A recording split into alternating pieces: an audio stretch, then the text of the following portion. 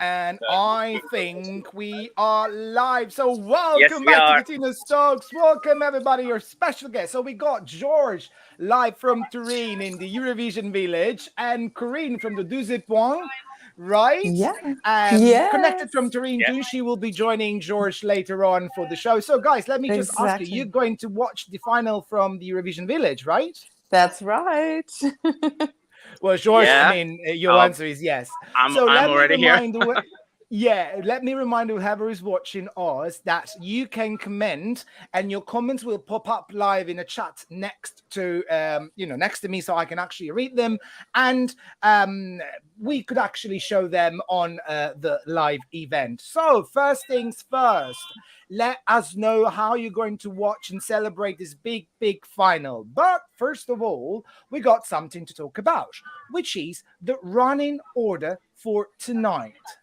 Now, Yes. we can see that Korean's favorite country is going to play number 20. Yeah, that's a pretty good spot, actually. Yeah, why do you think so? Yeah.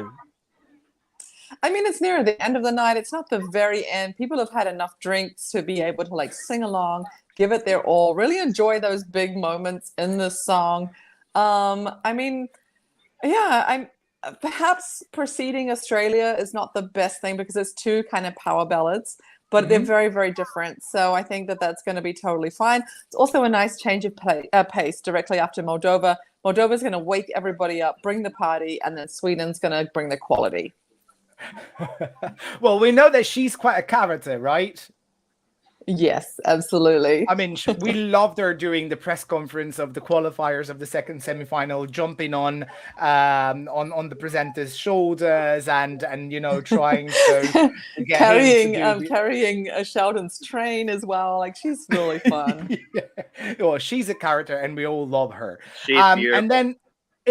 And then whatever. Like if you go to her Instagram page, you would see that her motto now is "Viva la figa," which is amazing. In Italian means "Viva pussy," the pussy, like the female thing. Yeah. Anyhow, which Latvia wanted to eat together with salad, and we are sorry not to see them there. George, how about your favorite for tonight, and what's the position? Well, my favorite is right after actually Sweden. My favorite is Australia, which is on 21st. I thought on you the were running France order. tonight with the black and white stripes. Oh no, it could be, but not You really. look like you're from Brittany. Yeah. Well, it's actually one of my favorites too. Not my top favorite, but it's on my 5 favorite ones. Yeah, well, no, I mean, Okay. I couldn't agree more, to be honest to you. I'm so happy to see Australia not at place number 21. It's quite late in the show, though, because for that kind of ballad, such serious one. But it's just amazing that he's going to be there anyway. Let us know who your favorites are, please. We're so curious to know if you have any odds for these running order. And then, the second one, it's Romania. Second has always been like a place which hasn't been so lucky, Well, in it the, hasn't been lucky at all. Yeah, I'm not I even sure know, if we've I ever know. had a winner in place number 2. But I mean, Romania is such a fun song. Being in the arena when Urs did his thing, like everyone was standing and singing. It was such a big moment. And he's not likely to win, but he is likely to live his best life on that stage with just so much support and love from the crowd for his song. And do you think he's going to place himself like amongst the first 10? I think top 10 might be difficult. I think a lot of it will depend on diaspora voting. However, I will say that he must have a slightly more mainstream appeal too, because my dad, who isn't a fan, he watches Eurovision because he loves me. And he said to me that Romania was his favorite. So, I mean, if he's appealing to like 67-year-old men, I mean, come on, anything's possible. Well, he's appealing to everybody. I mean, even my husband, who's not a big Eurovision fan, he started singing "Llámame, llámame," "Hola mi bebé," and it was like, okay, Filippo, are you okay? Well, someone says that Achille Lauro was robbed, and that's something Agreed. we're going to talk about now. basically, we have the biggest disappointments of these Eurovision Song Contest 2022. We went around it a bit. We asked, the Eurovision fans also on our blog, thegailymirror.com, and we can see that actually San Marino, Israel, and Albania are the three biggest disappointments of these Eurovision because they were not qualifiers. What say you, Korinne? Come on, ladies first. And knowing that Filippo Giustini says Achille Lauro was wrong.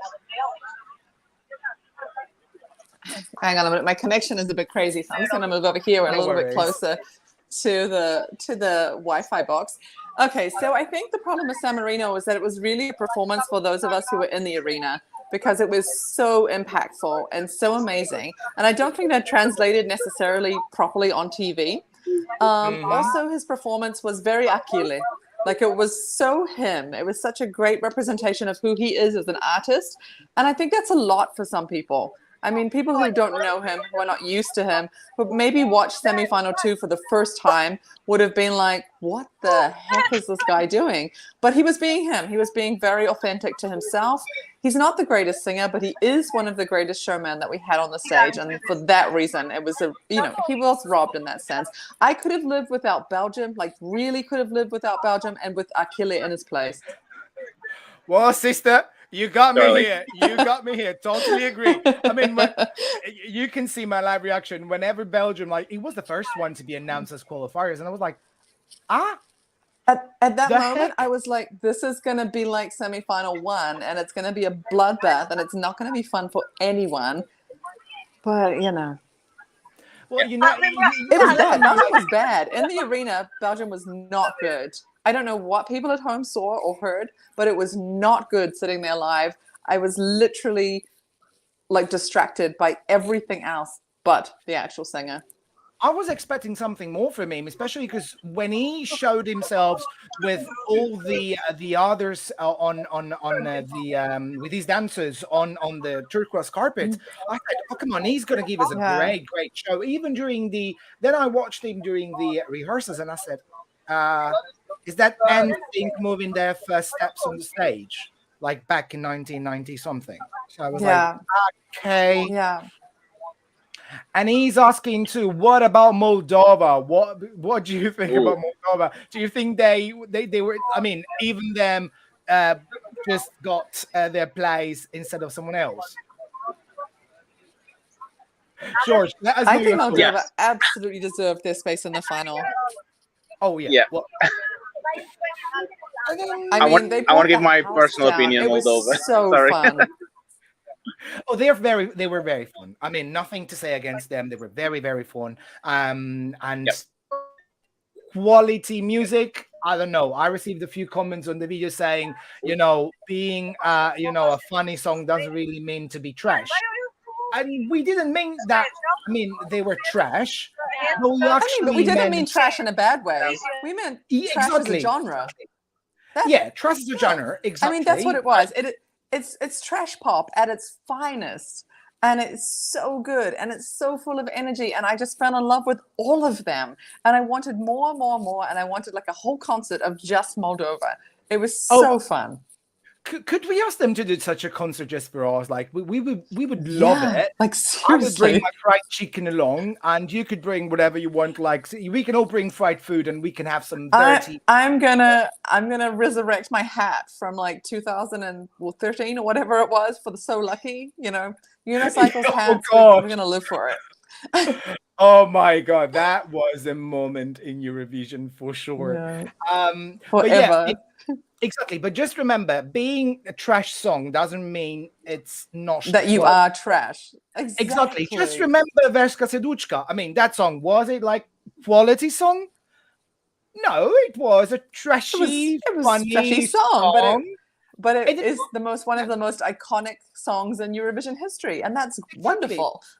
It's one of the most iconic shows in Eurovision, and still today, even in 2019 in Tel Aviv, if you remember, she was there on the stage for everybody, and that was just amazing. Exactly. George, absolutely. So you said that you did not like Moldova, am I right? Yes. Well, I don't hate it, but it's not amongst my favorites. Cool. I think it's I mean it's a fun song and it's quite happy, and I think it got a lot of childhood and a lot of the diaspora really supported Moldova through the final. Mhm. Amongst the jury, I'm not really sure it was well supported. It was a lot for the Well, jury but to deal with. Moldova is still Moldova, and I think they bring a lot to the stage, and they yeah, I think they deserve their spot in the final. Let's see how it goes now. Yeah. What say you, Korinne, about Albania, Queen Ronela? Well, I mean, this is a really tough one because I loved her song and I loved her in all the pre-parties, and the ethnic element, the ethno banger is like my thing. I live for ethno bangers, and she was so great in all those pre-parties and everything leading up to Eurovision. But on the day, that performance wasn't her best. She didn't have the energy. She didn't have the pep. She didn't hit things hard enough. I mean, leading up, if you saw her at the pre-parties, every time there was a beat and a move, she hit it with like everything she had. And it kind of felt like she was holding back a little bit. So I understand why people outside the bubble, because, those of us who are big fans, who live inside the bubble, we can love and forgive her for, those things. But people who saw it for the very first time wouldn't have been compelled to vote for it. I mean, she opened the show. She opened the entire Eurovision. Exactly, but can I ask you this? Like, don't you think that what she went through before the first semi-final was bullshit? Was like exactly. That was very bad, unacceptable. And that's something that should not be absolutely unaccepable. And no, and I think the EBU made their statement about we shouldn't do this and that. The EBU needs to learn to lead by example. They were the ones that opened the door for all of those criticisms on Ronela about her body, about her song, about her. They slut shamed her to the highest degree. I mean, how dare they? And then they go ahead and act like they are the ones that are very high and mighty. And fans, don't be play nice. No, I don't. But to be honest to you guys, like, I don't know. But before I tell my opinion, I'd like to know Jorge's one too about Albania. Well, it was really a pity how people treated Ronela. I think she was great on stage. I think she really did it really well, and she was. I mean, she did everything she could, and I really hoped she would go to the final. But yeah, all the things people said about her and all the nasty comments people just sent toward her, it's not really nice. Yeah, but I agree with Korinne. I think EBU is they really should make the example and not just write a standard statement for people to follow what they think it's more polite to do. But I think people will still have their own opinions, and I think it's hard to contain them. And people need to grow up. Yeah, I mean, we can all have our opinions, and we don't need to love every song, but it's how we package those opinions. And if somebody says, "I don't like Ronela's song because the whatever to do with the music or the her vocals were not on point or whatever," but when people start talking about her costume being inappropriate or her dance moves being inappropriate, I mean, people need to take a look at who the Eurovision fans really are. I mean, she represented so many of us. When we have like perfect women like Emma and Chanel with their perfect bodies and their, everything picture perfect, it was so refreshing to have a little bit of representation for my, daughter who's 4, to see that sexy women, beautiful women, and not size 0, that they can be any size and can be fierce in any possible situation. And for me, I needed her to see that. And so when Ronela didn't make it to the final, that was a huge loss to everyone, not just Eurovision, but also to women and young girls who are looking for that kind of like role model and that kind of representation. Couldn't agree more. And to be honest with you, just to tell you what I think about these, I do agree with you guys, because EBU should have led by example and start not to criticize their costume. Why? I mean, ridiculous. We had Achille Lauro going on the stage almost naked with a G string and that kind of quite transparent net on his body. We had Romania Chanel with a G string. Yeah, Chanel has got her cheeks out completely. And I mean, don't get me wrong. I mean, I don't care about that. I'm here for it, but yeah, I mean, I'm here for it's a show. You need to put up a show.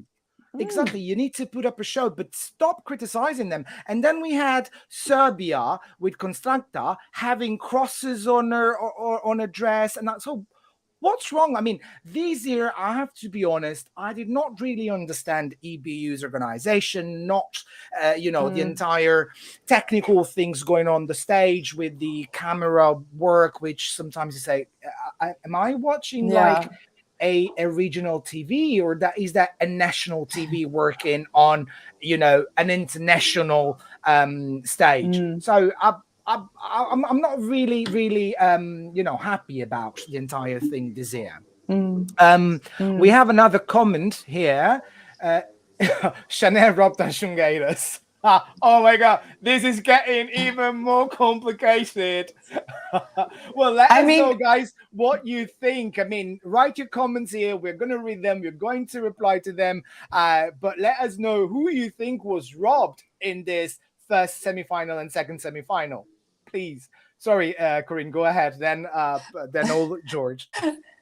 No, I was just going to say that, I mean, there was a lot of love for Taschengueros, and that was also my favorite going in. But when we look at Chanel, and she is incredible, the show is incredible, and I think more than that, she is a mainstream magnet. So she may not have scored very highly with the juries. Like, generally, that kind of music is not first or second or even third with the juries. Like, she probably will be somewhere in the 5 to 7 range with juries. But when we're talking about people at home watching TV, watching Eurovision, just the final, they haven't watched the semifinals, they probably haven't thought about Eurovision for a whole year, and then they sit there tonight and they watch the final. When they see Chanel for the first time, it's going to blow their minds. She is a mainstream magnet. People are going to vote for her. I lead for her split. I mean, the way she opens the show with that split. I mean, can I try to do it like when I'm with someone else? Oh, darling, you're going to need some stretching. Well, I used to do splits. I used to be very good at splits when I was a dancer, but now it's like age, not training. George, what say you about Chanel? Because George told me before is just that the Eurovision village is crowded, completely the whole city with Spanish. Everyone is Spanish. I even have a Spanish flag hanging in my living room right now because my Spanish friend just arrived. So yeah, well, actually, people are all talking about the Sugares, but I think, my personal favorite was actually Rigoberta. I really was wishing that she would be representing Spain instead of Chanel. But now that I have seen Chanel's performance and the energy she put on stage, and I think really it's a great potential winner, I'll say. I've never said that about any Spanish entry, and I can see really Spain finally winning Eurovision. It was like it happened with Portugal in 2017. Portugal never had won once. Well, Spain won once in Eurovision, but many years ago. So it seems like the first time for many people. So yeah, it might be their year. I hope. Well, at least for me, because just across the border. yeah. You can literally drive there in a few hours. Yeah. Exactly. Now, last but not the least, before we get to the final part of our live stream, it's like Israel. Big disappointment. Israel was a show. I mean, even people there in the arena, they said he really rocked the stage. He possessed it. His voice was on top. And he was just like a sassy queen walking that stage and giving a great show.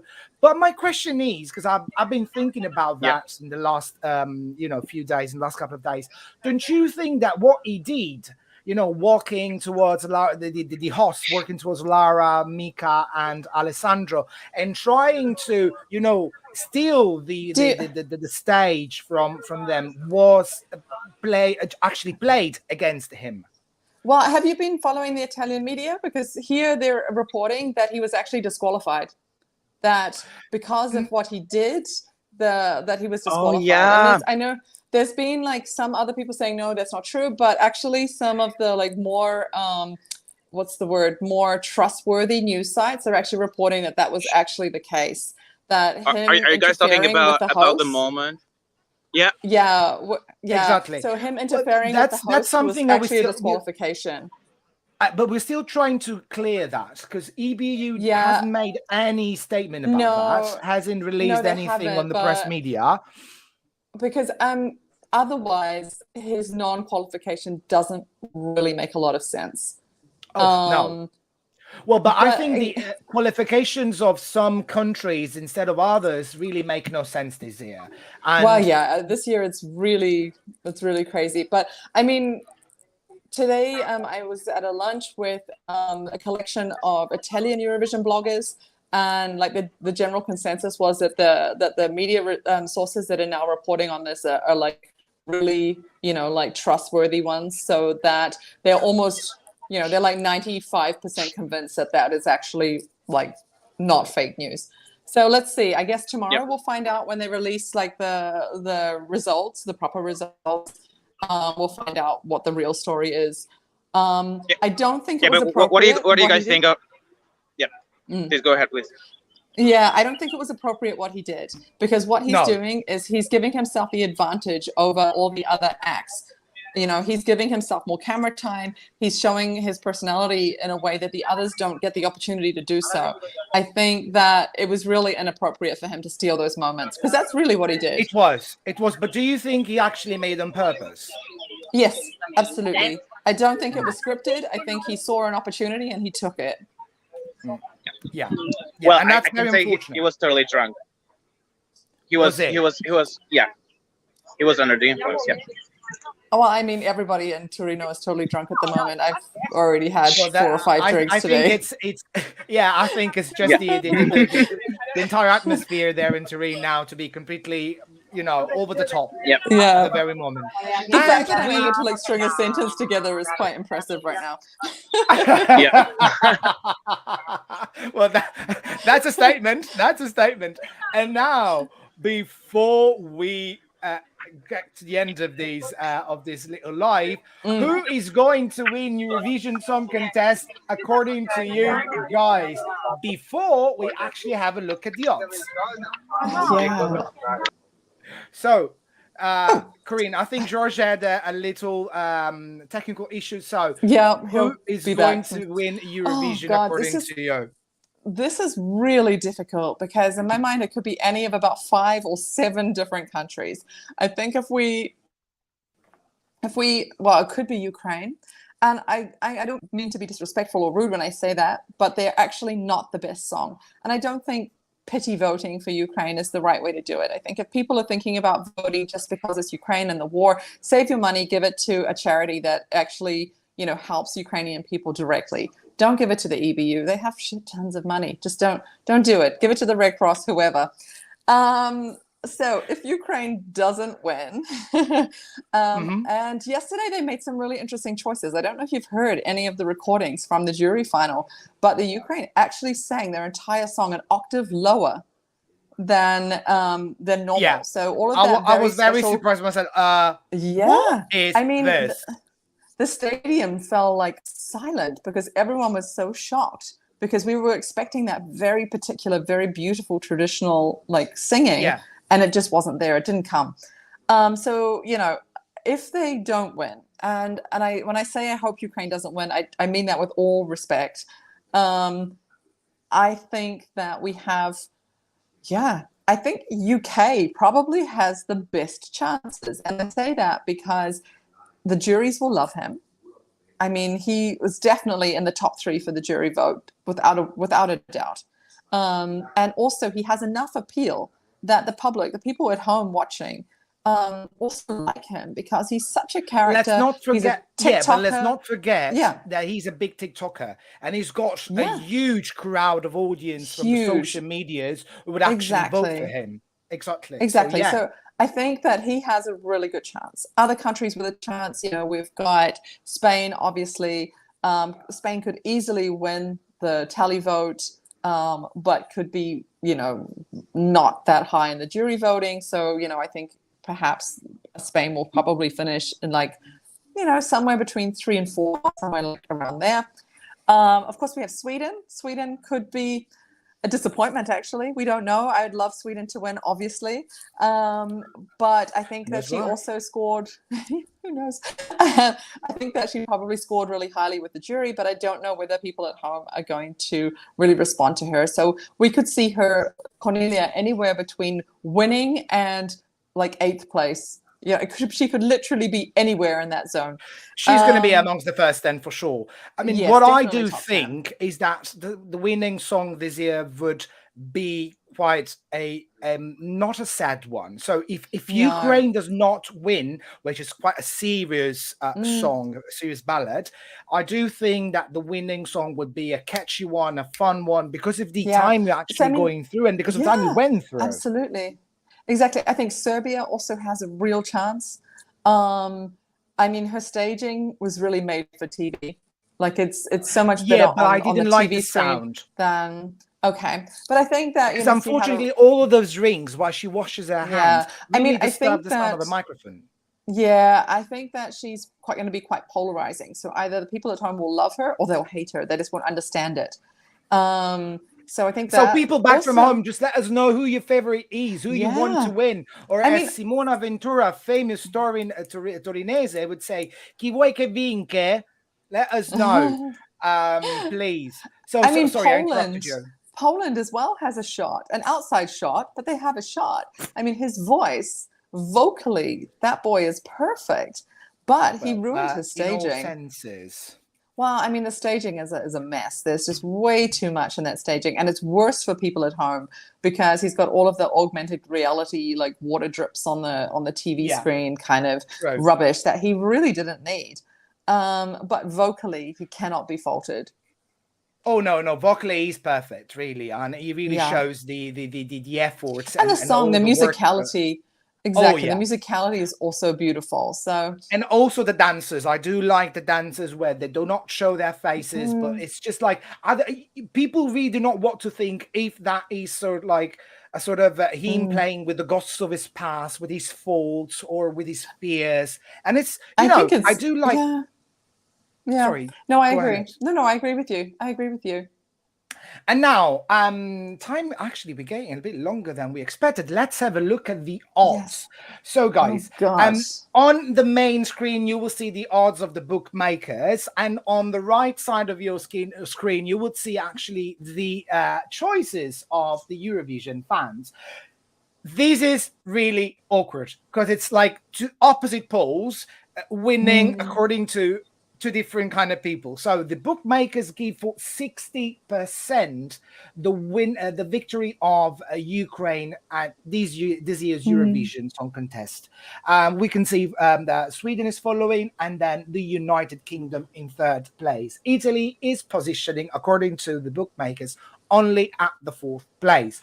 But according to the fans of Eurovision, Chanel from Spain would be the winner of this year's Eurovision Song Contest. Now, let me ask you this, in your opinion, and also in the opinion of the friends of the Deux Points, do you think that this could be, again, another political victory?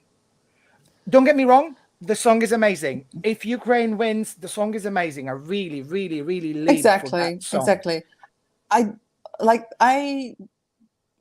For me, I don't think it's the best song of the year, but it is a very solid song. I mean, as I said before, I could make arguments for 5 or 7 different countries to actually take this out and win. I mean, that's the kind of field we have. And I think it's going to be super exciting tonight to actually see what the people at home think. Because the reality is, those of us who live in the bubble, we have our opinions. We have our, we've scrutinized these songs over and over again. We know every little millimetric detail of performance. But if it's somebody's grandma sitting at home, and this is the one time per year she watches Eurovision, her opinions, her the impression that she's going to take from these performances is so different to ours. And so I really think that this could be, I don't think we're going to have a surprise winner in the sense that sadly, I don't think Czech Republic will, be a surprise winner. But they're one of my favorites anyway. They were my absolute favorite. But I do think that it's going to be really tight between the top 5, maybe even as far as the top 7. I do think that the victory this year is something could be actually amongst the UK, Ukraine, and Spain, and I would either agree with you. yeah, and all of the three of them would make me very happy if they win. Well, the UK because it's actually my new home, so it would be like just where I live now, so not far for me to travel to. Spain because it would be just a great place to travel to, sunny places and fun people and great food, and Ukraine, that would actually be quite a challenge, I think. But I do think that it would actually also mean a sort of reborn for the entire population. Although I don't think, I think symbolically, I think practically there's no way that Ukraine could host Eurovision next year. No. I mean, even if they started rebuilding tomorrow, it's just not possible. So, I mean, symbolically, yes, it would be quite a symbol. But then you have to ask yourself, do the people of Ukraine really care right now when they're being bombed and, displaced and all those things? Is Eurovision something that's in the front of their mind, or is Eurovision something that we are placing this importance for them, like placing that importance on? That's a very right question, I think. That's a very right question. And I think it's just us at this very moment placing Eurovision before the world, before what is happening. So, but in my opinion, I do think that if Ukraine wins, it's not only because they have a very good song in this year's contest, but it's also because it will be a political one. And I mean, it's something that it's so natural if they win, and I would be happy anyway. But you can see it actually, if we see at the percentages of the winning chances that the bookmakers are giving to each country, there's a huge gap in between Ukraine and Sweden. Sweden at 11%, whilst Ukraine is 60%. So we're talking 59%. No, 59%. No, sorry, 49%. 49. Oh, maths would never be my strongest thing. No, mine either. 49%. Percentage difference in these in this victory. So it's quite challenging. Yeah, it's very big. While still on the other side we see Spain. So whoever's going to win is going to be very lucky, and we can't wait to know the winner, to get to know it. So thank you so much, Korinne, from the You are welcome. I'm about to go and get myself changed and ready to go down to the village. Oh, send me pics and then meet up with. I will. I'm going to send you George's number because you can meet up with him. Send me George's number. I'd love to meet up with him. Yeah, you can have so much fun. He's such a great guy. And thanks, George, also for your participation from the Eurovision Village. He had a technical issue. I think mobile phone just went off. I think there's just so many people there trying to get on the mobile network. Oh, yeah. And I'd like to thank everyone who followed us live during these streaming. And thanks for commenting. Thanks, Filippo, and thanks all the other ones who commented. Guys, Europe, Australia, the entire world, happy Eurovision, everybody. Happy Eurovision, y'all. Bye and good luck. Bye.